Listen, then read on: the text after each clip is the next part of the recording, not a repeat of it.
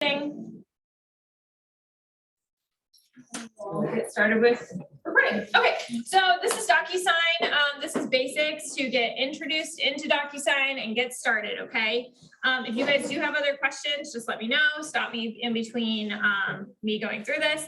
Typically, this class is about 30 minutes. DocuSign is not a huge thing. The biggest thing is trying it for yourself because that's how you may learn better. So I do recommend starting your own opportunity, putting your documents in, and maybe sending them to yourself for a signature so you see it on that end as well, and just go through from start to finish. Okay, so first things first. So all I did was log into Command because you're always going to start in KW Command. That's where you get started. You have to create your opportunity, and then it links with your DocuSign room that will be created for it as well. The first thing that I always want to make sure is the settings down here. Well, settings up top, I mean, making sure that your DocuSign is connected. When you first get started, it should already automatically be connected. Okay, so it should already be linked. You may have to authenticate it or authorize it, just basically getting signed into it. So it links it and it says like, yes, I agree to the terms and policies and everything like that. So as you can see, my account is linked. I'm going to go ahead and go to my opportunities because everyone knows how to add a contact, correct? Yes, cool. You should automatically start with having a contact in your database, and then you can go through and do an opportunity that way. So what I'm going to go ahead and do is I'm going to create an opportunity up here. You can also create it within your contact detail card. If you're within it and you're under the opportunities tab, you can also create an opportunity through there as well. There are always two ways to do anything within Command. So it's always nice. Maybe if one function maybe isn't quite linking or it's not working that day, you can always go the other direction. So I'm going to create an opportunity. I'm going to go ahead and do a buyer opportunity today. And I'm going to go ahead and hopefully myself is in here. It is. Wonderful. So I'm going to create myself as a client.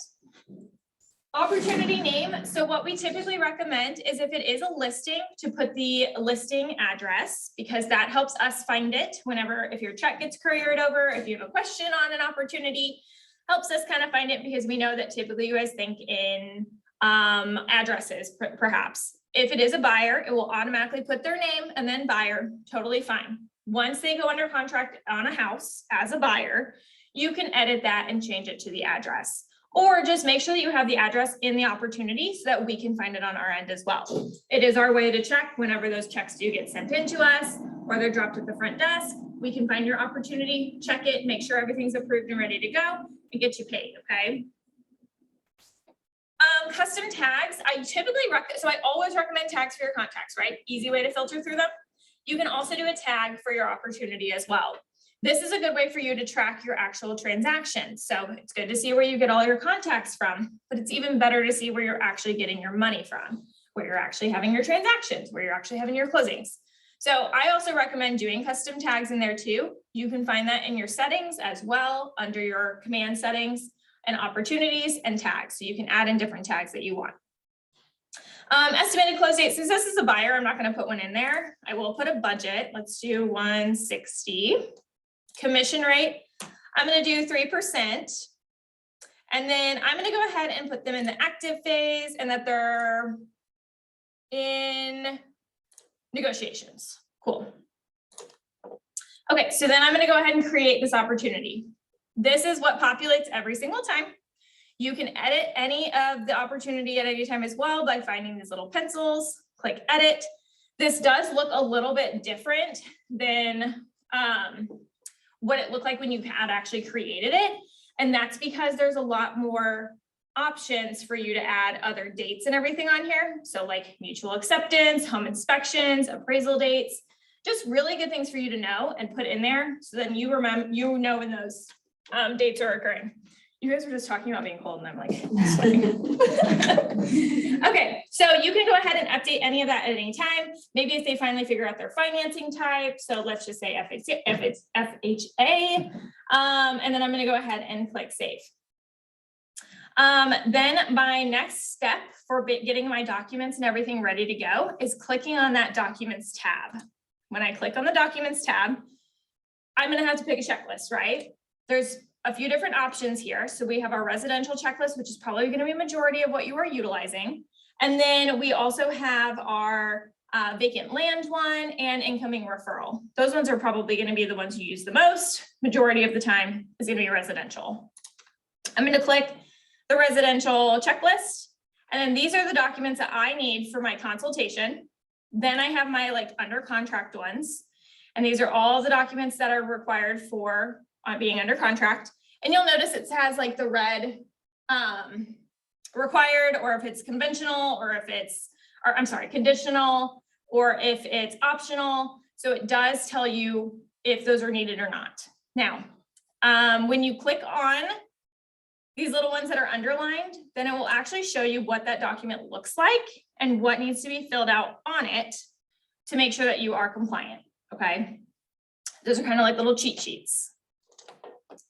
I'm gonna go ahead and go up here, and right now I have it as start a transaction. So that's actually what I'm gonna click next, because I wanna start getting my documents prepared to send to my client. So I'm gonna click start a transaction, and then it's gonna pop up my DocuSign, which I did just sign in. So that's why it didn't have me sign in. If you're on your personal computer, it might not make you sign in every single time because it might already be registered like, yes, this is a safe computer. If you're on any of the other ones, you'll just have to sign in with your DocuSign information. So next, now I have a room, and this room is obviously my Nicole Migliazzo dash buyer. That's the one that I was just having linked to my opportunity. Over here in my details section, so the more information that I have in my command details section here will automatically pull and populate into my details section on my command, on my, my DocuSign room, okay? If there's something that's missing and you're like, oh, I really need to add that, just click the edit button up here. Then it will populate all of these fields on here to go ahead and change. So, or update, however. If I go down though, it already has my buyer information, has my cell phone and my email already populated, because that was already in my contact card, which automatically came into my opportunity. If you have a buyer too, and you're like, oh, I forgot to add them, no big deal. You can add them as well. That's, well, what's weird is that my brother's name is also Chris, so it's kind of confusing. I'll just do my personal email. Okay. Yeah, he took my last name. Okay, so then I'm gonna go ahead and just make sure everything else is on here. So why don't I go ahead and add an address?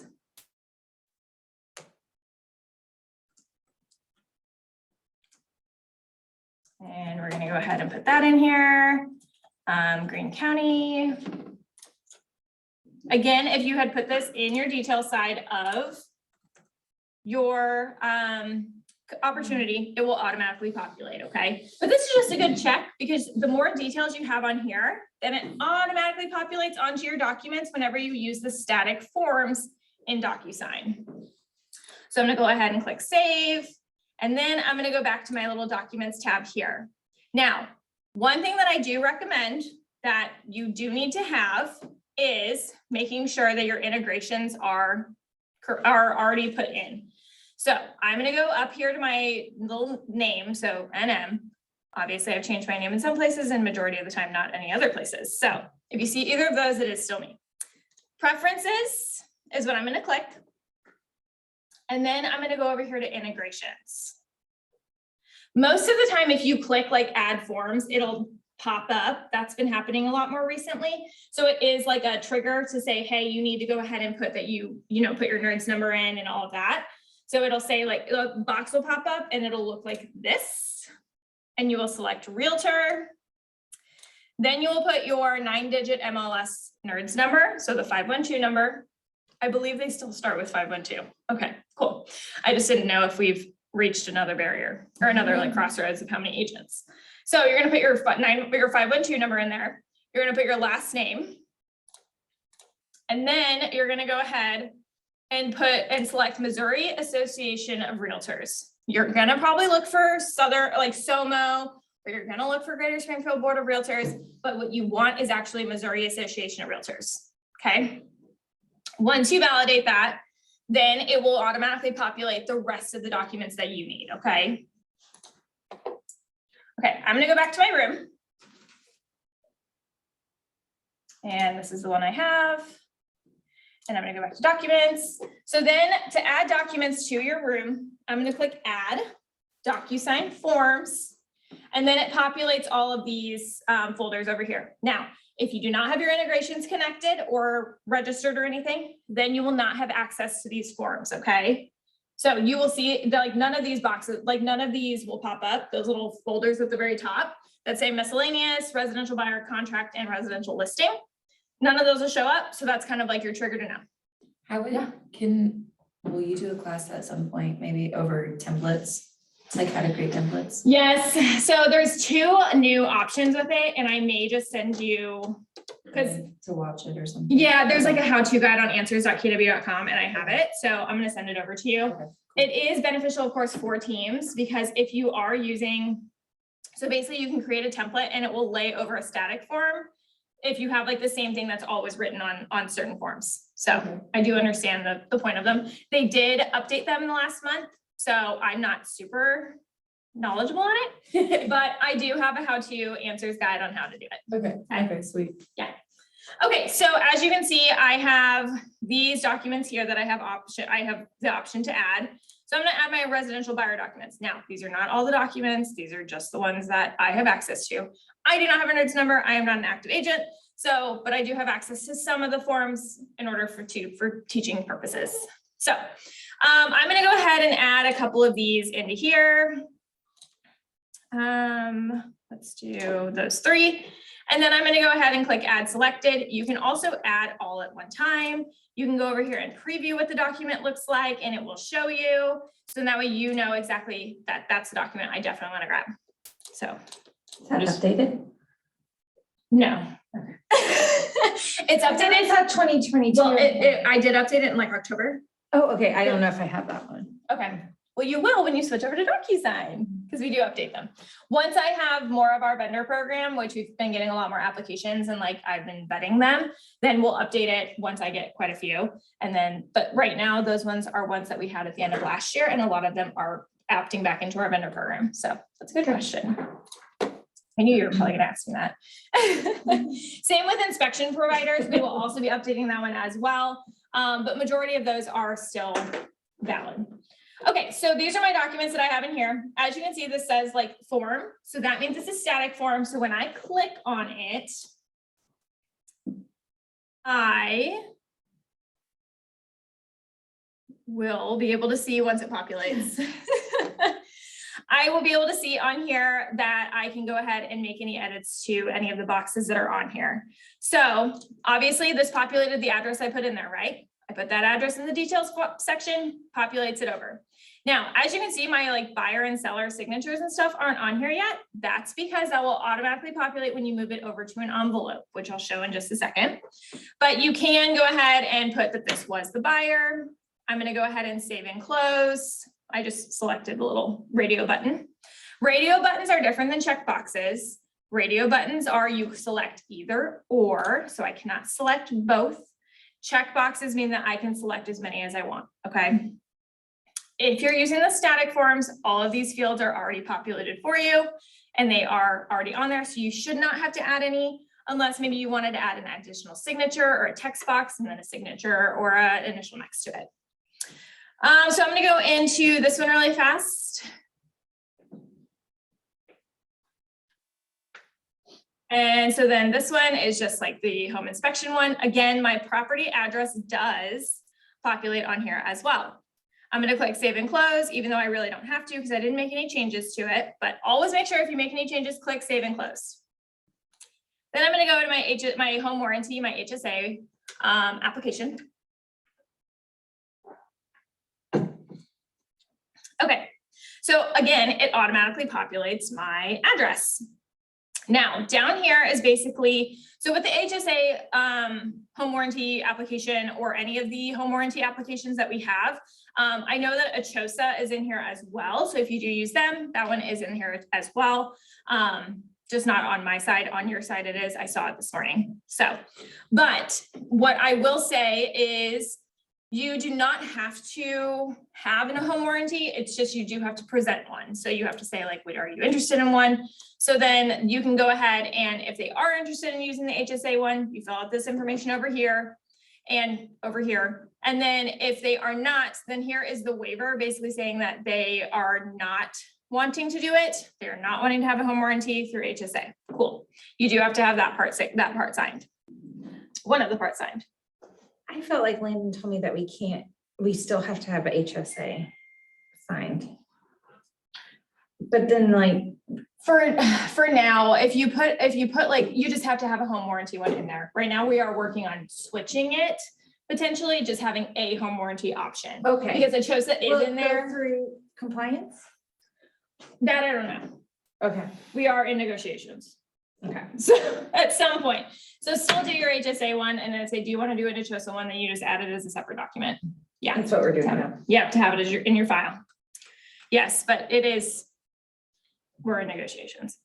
Really fun. I'm gonna click save and close on here because it's gonna automatically populate, or I'm gonna go ahead and move the signature buttons where they need to go. Then my next thing is you can select just 2 of the documents at one time, or you can select all of them at one time. And then here you have your little options up here. So you can copy these documents. You can move them. So moving them, you can like create a new folder. So I'm going to add a folder. I'm going to put signed documents. And as you can see, the signed documents one pops up here. I can go ahead and select any of these and I can move them to a separate folder. You can also move them to a separate room. So maybe if you did go into DocuSign before you went into your opportunity and started a room that way, you can move your documents from room to room. So you can move it to the other room and then get rid of the room that's not properly linked with your opportunity. What's the best way to organize these? Like, is it by client, by closed, by under contract? I mean, how do So you- you're gonna have a different room for every single opportunity that you have. So they will be separated by clients. Okay. Now, I do recommend, you can do a couple different folders, and I do recommend maybe doing a signed document folder, just because then that way you can move all your signed documents to the top.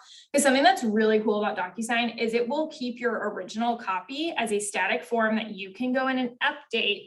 If perhaps you already got that form signed, then you will have 2 copies. You'll have a signed copy and you'll have the original. So if you did need to make any edits, you go back to your original, make your edits and resend it for signature. How long does it keep all this stuff? I mean, You're obligated to keep all of your documents for 5 years. Okay, so it keeps everything. Everything. Okay. Yeah. And same with if you are switching from Dolly, you do have access to still go in. You can't create new loops, but you do have access to your previous documents. However, I do also recommend, it's technology, right? So keeping your files somewhere else, like an external hard drive, putting them into, again, a Google Drive is also still technology, but it's best to have them somewhere. Command also holds them as well, because you're going to put all of these documents into your command for compliance purposes. But yes, you do have access to them until the end of time. And then I believe after 5 years, they do automatically start to delete. We've only had DocuSign now for 3 years. So But we shouldn't like worry after that 5-year mark. We don't have to keep it anyway. correct. Unless you want it for your files. That's up to you. But legally, you are obligated to keep your documents for up to 5 years. Okay, so I'm gonna go ahead and do my select all again. You can also email these documents. So if you need to email like signed copies or something to a title company, to whoever needs to get them, you can email them once they're actually completed as well. You can also print them. I will say sometimes it gives me a little bit of issues with printing. So sometimes I email them and then print them. Then that way you also have them in your email if you do need to grab them somewhere else as well. You can combine them, so you can put them all in one. I don't typically recommend this because, again, you do have to separate them out and put them in your placeholders in your opportunity. And they do have to be, each document has to match the actual placeholder for compliance purposes and for future AI intelligence stuff. So just keep them separate. You can create an envelope, which is what we're going to do here. And then you can also archive these documents. Archiving them means that you can grab them back if you ever needed to. If you click the trash can, it deletes them forever. I believe you cannot, and we'll see that here in just a second, I'll double check it. I believe you cannot delete signed documents. I think you can only archive signed documents. So, but we'll test it in just a second. Okay, so next what we're gonna do though is create an envelope. So who I have on here that I know of that's in my opportunity and that is, or that's in my details section as well, is buyer 1 and buyer 2, okay? I'm gonna go ahead and click continue. If you have like your cell phone there as the agent, then I would select yourself as the agent, you know, just make sure that whatever documents that you're selecting, because this pre-tags the roles pretty much, that's what it used to be called, was pre-tagged roles. This will automatically add in their emails, their names and all of that right down here. So see, I have buyer 1 and I have buyer 2, I have my email and then I have my other email. So, but then that's just something, then that way it's easy for you, automatically populates those fields whenever you move them into the e-signature. What's really cool also is you can set a signing order. So if I unclick this and I send this, so once I go to next and then click the send button, once I'm done with the checking it to make sure that the fields are all in there, then I have noticed that it goes to both the people at the same time, right? So it's not waiting for somebody to sign it and then going to the next person. I haven't had any issues with it, but I know with like a different e-signature that sometimes can cause an issue if 2 people are in the same document at one time, signing at the same time. So I do recommend setting a signing order just because then it goes to one person first, the next person after that person has signed. And then I always put my, like as an agent, I would put yourself last. So then that way you're double checking to make sure that that document got fully signed. And I mean, there's no real, they can't really skip through any of it, but just making sure that everything was on there that you needed, okay? Okay, now I'm gonna click, oh, wait, let me go down here. So up here, you can see what documents you had added. If you do need to add any more, you can just upload more. So you can upload, add more documents from your room. If you have something that was maybe saved on your computer, like that MLS data sheet, so you do populate that from the MLS. You just need an initial in the corner. So if you did have that like saved on your computer, you can browse and like and send that. Let me see if there's anything on here. Let's see. There's a chat. Okay. I never know what's on here. Oh gosh. Okay.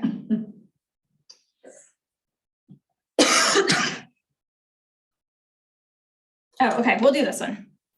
Okay. This is our like vendor program flyer. Wee-hee. But as you can see, then I have that in here as well. So I'm going to go ahead and click next. Then this brings me to my e-signature side. Okay. So this is the other side of DocuSign where you can actually add in those signature boxes, those initial boxes. And as you can see, they're over here. Now, quick tip with DocuSign. You do have to add, if you have a signature box, you do have to add a date box as well. It does not have it all in one. So if you do have a signature, you need to make sure you have a date box somewhere near it as well, just to ensure that both of them are on there. Now, as you can see though, these were auto-populated. I did not put these on here. They were already auto-populated because I used a static form. Something else that's really cool now too, is if there is something that you maybe forgot. So I had added a second buyer after I had gone and updated my documents when I first added them to the room, right? So I did have to go ahead and go in here and click buyer. So I was able to do that. You can make edits and stuff when you're in the e-signature side, which is cool. That's a new update, but I wouldn't go through and do every single line that you need to, because you do have to like double click and stuff like that. But if you forgot to do something, easy way to fix it before you go ahead and send it off. Here are some more. Here's signing the home buyer. That's both of us. Then as you can see, this one does not have signature information, right? Because I need to go ahead and add in here that I am not getting an HSA home warranty 1. So I'm going to go ahead and add my date and my signature box. I'm also going to, because remember this one was a PDF I added from the actual, also this is an old vendor program, but I added this in from my computer. So it was actually just a PDF. It was not a static form. So I'm going to go ahead and add my signature and my date. There are some other things on here too. So here's like a checkbox. Those are pretty much the ones you're going to use the most. Maybe like an email. Cool. Company. But these are options on here too. There's also, you can add signature boxes, you can make them bigger or smaller. If you need to add a text box anywhere, then you can add that in. This will be for your buyer to go ahead and type in themselves. So if you needed something for that, you can also type in it as well. So cool. But if you were needing them to go ahead and specify something, they can go ahead and do that themselves. Okay, next is signing it. I believe I forgot something, so I'm gonna go back really fast. Give me 1 second. I got distracted by adding this Keller Williams vendor program. So you just drop down to get Chris's. Hmm? When you were in there and you were adding the signatures and stuff of you would just, on the left-hand side, I saw your name, you would just drop it down to Yeah. Chris's. Okay. Yeah, so I just went, so there was an envelope tab up there, so that's what I clicked, and I'll show that again in a second. But yes, so I'll show that in here in just a second too. Thank you. So down here at the very bottom is adding a message. So this was like adding your recipients. You can add more recipients if you need to, if you forgot to put somebody on there, but I typically recommend trying to grab them whenever you move from the room, editing those docs into the envelope, because it does help with a little bit of connectivity. But this down here, you can change your email subject, and you can also put a message. Please sign buyers documents. And then this is just saying KW buyer docs for 1211 South Plaza Avenue. Okay. I'm gonna go back into the next spot, and then that's really good. Thank you for showing that. So I'm gonna go back down here. Up here where I have my name, I'm gonna go ahead and you can drop down, and each person has a different color. So that way you know exactly who it is that's actually signing. So I'm gonna have him initial this one as well over here with me, make it a little smaller, and yes. So then that way you can specify who is signing on those spots. Okay, any other questions? Cool. Okay, next is just sending it. So I'm gonna go ahead and send. And then I am going to open up my email, and I will show you what it looks like once we get there. So as you can see, so this had been a draft when I had gone back into it on my underneath my envelopes tab, it said draft. Now this one's saying that it needs my signature. So I'm gonna go ahead and go to my email and show you what that looks like. That's not email. I'm gonna sign in real quick.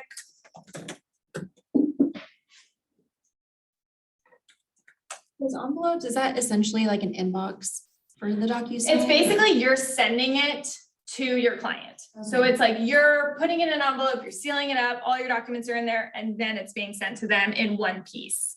So as you can see, it came through my email, and it says, please DocuSign KW buyer documents for 1211 South Plaza. I'm gonna click that. Yeah, click on the email, then I'm gonna click review documents. No. And then I'm gonna click continue. I'm gonna click this start button here. It's gonna pop down to wherever I need to sign. So I'm gonna click here. I'm gonna go ahead and select, sure, we'll use that one. I'm gonna click here. I'm gonna click here. And as you can see, it's already populating because I'm in here signing. It's pulling today's date, and that's specific time. But there is a way for you to figure out like central time and all of that. And I think that's why it said that, was because it was asking for my location. So click allow. I did not. Okay, then I have that one, and then I have this little initial down here. So I've signed everything, and I can easily go through and see how this gave me the option now to go ahead. Nicole Deem and Chris Migliazzo. Cool. Actually, that's not even the right name. Okay, but I can go ahead and make any edits in that as well. Now, that is because I was the one, it was a yellow box, so I could make the edits on it because it got sent to me, and I'm the one who had the rights to go ahead and change that box. Again, if you have yourself in here as an agent, then you can go ahead and choose basically like, that's my box that I want to make a note in, and then have them initial next to it. So just make sure that you have yourself in there as well, even if you're going to add just a text box on there, just in case. Okay. I'm gonna go ahead and click finish now. And then I am not gonna log into DocuSign, 'cause I don't need to. Then it says you finished signing. I'm gonna accept the cookies. And then I'm gonna go back to my envelope. I'm gonna refresh. And now it says waiting for others. So it says that I signed it, says when I signed it, and that was the correct time, populates it just fine. And then the next person is buyer 2 that it's waiting on, okay? And as you can see over here, it says like who needs to sign it. So then that's like, it's like this person needs to sign, this one signed it. And that way you can also track where it's at, which is really nice. I'm gonna log in really fast to my like Yahoo one, sorry. Just so you can see what it looks like whenever it's completely done. There's like mail. This is gonna be really embarrassing if I can't sign in. I was gonna say, I don't know how to sign into my like junk personal email. I know. I'm like, I never really have to dig or reset a password. I've reset ridiculous amounts of passwords in the last month. Yeah. Yep, well, that wasn't it. Okay. Yep, okay, You're gonna lock yourself out. probably.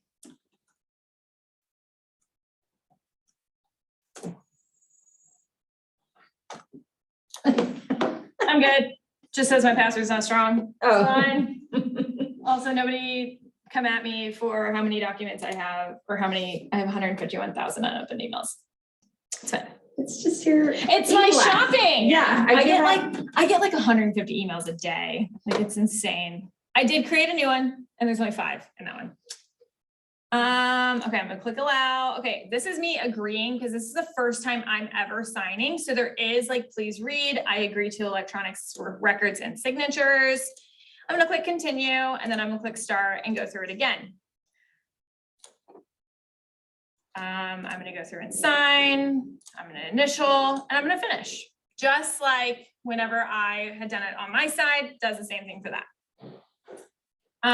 What happens, so they do not have to do save a copy. Once the documents are completely finished, they will receive copies of all of them signed. Okay, so in their email inbox, they will receive them as well. So that way you don't have to send them over to them if you didn't want to. Does it come as a link or as an attachment? We'll find out shortly. Okay, says that he viewed it. Okay, cool, awesome. Let me get out of here really quick.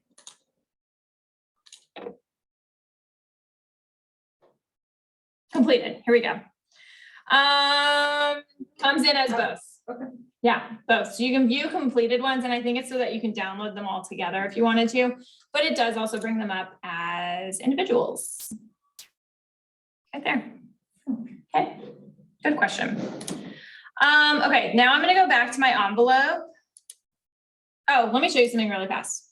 So you can also, well, before you could, if you do make a mistake, there was a correct button up here and you can correct something. So say you accidentally send the wrong, or you send it to, you make a typo or something and you don't send it to the correct email, you can correct the email and then resend it to that person, okay? Because most likely it'll probably come back and it'll bounce and say like, it's not going through.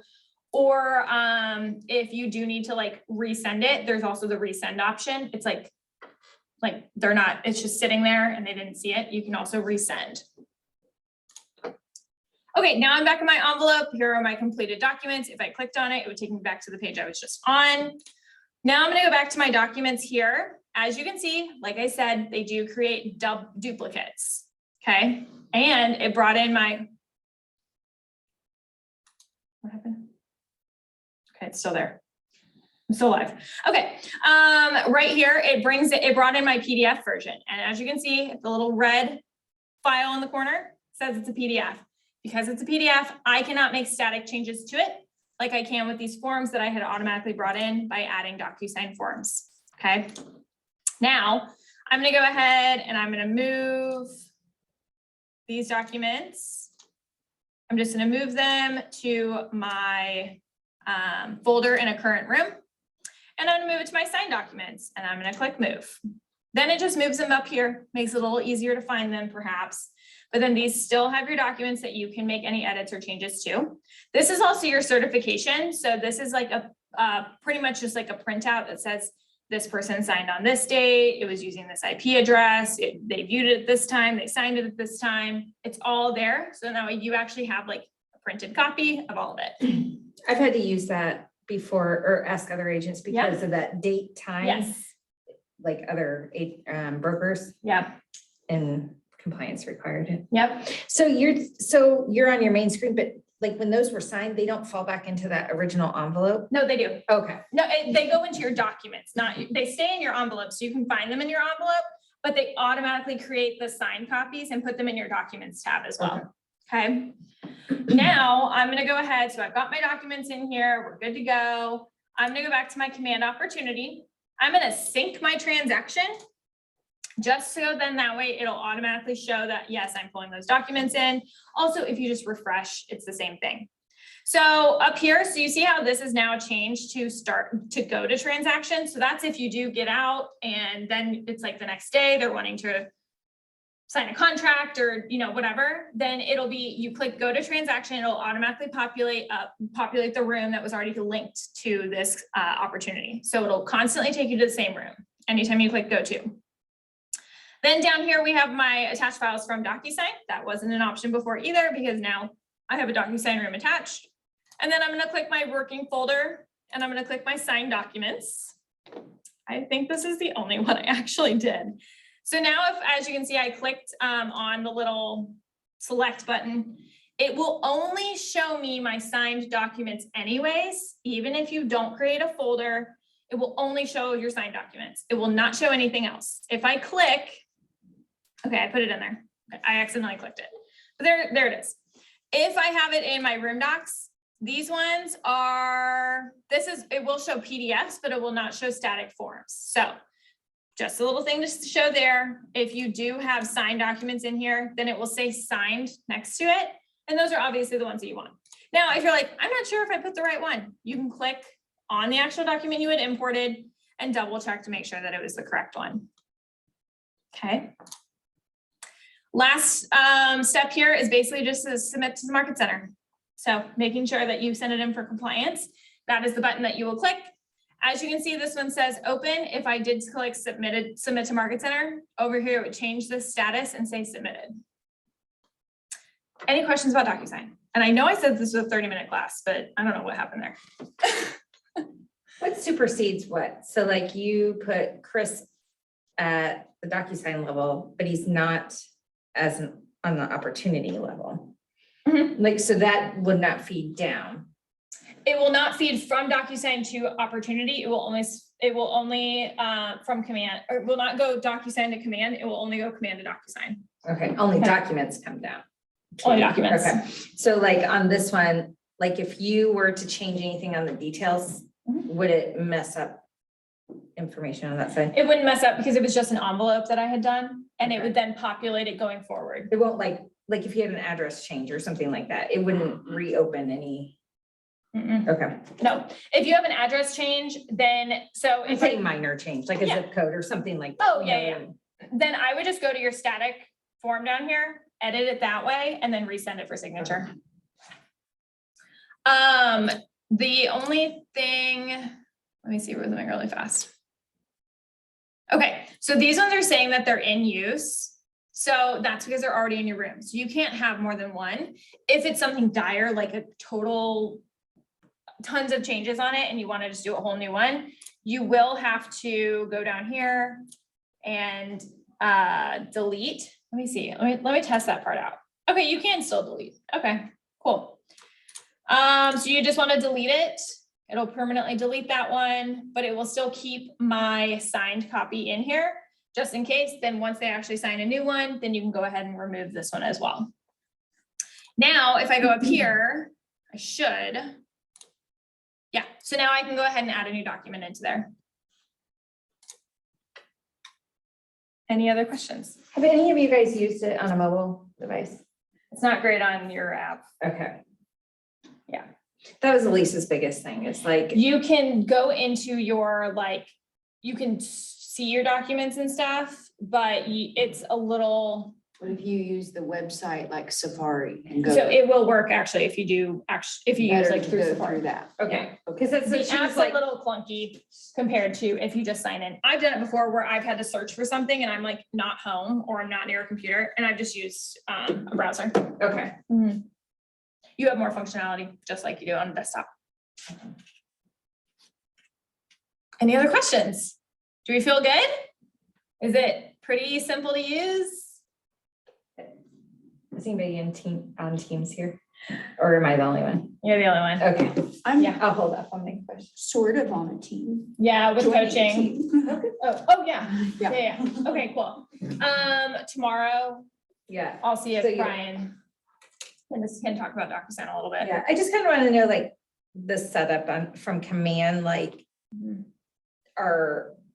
is Elise and Christina, like, Able to get into. yeah, and like into the on rooms.